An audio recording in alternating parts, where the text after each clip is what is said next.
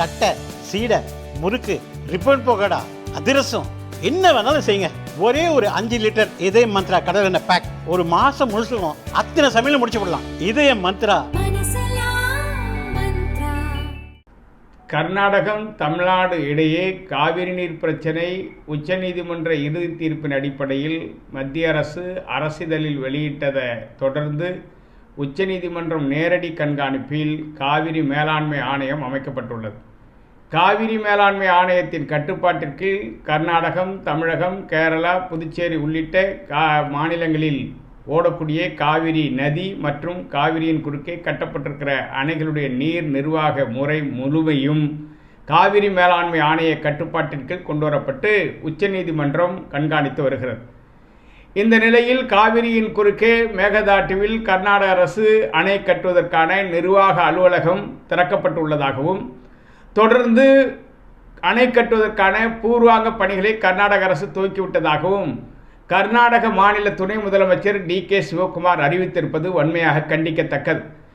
உச்சநீதிமன்றத்தில் மேகதாட்டு அணை கட்டுமானத்திற்கு எதிரான வழக்கு நிலுவையில் உள்ளபோது அந்த மாநில முதலமைச்சர், துணை முதலமைச்சர் தொடர்ந்து மேகதாட்டு அணைக்கு ஆதரவாக கருத்து கூறுவதும், அலுவலகம் திறப்பதும், அணை கட்டுமானத்திற்கு பூர்வாங்க பணி துவங்கிவிட்டதாக அறிவிப்பதும் உச்சநீதிமன்ற தீர்ப்பை அவமதிக்கும் செயலாகும்.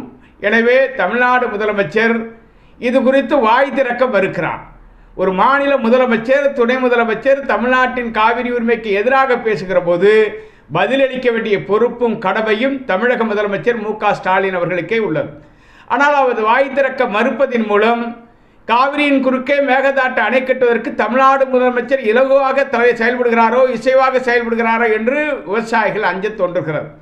எனவே இது குறித்து தமிழக அரசு உச்சநீதிமன்றத்தில் அவசர நடவடிக்கை எடுத்து மேல்முறையீடு செய்ய வேண்டும்.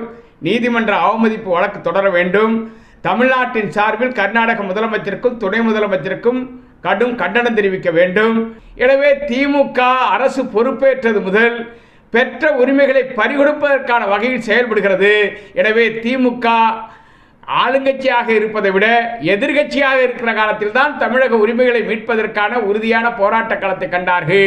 எனவே திமுக கட்சி ஆளுகிற கட்சியாக இருப்பதை விட எதிர்கட்சியாக இருப்பதுதான் தமிழ்நாட்டின் நலனுக்கு உகந்ததாக இருக்கு என்பதை முதலமைச்சர் உணர வேண்டும்.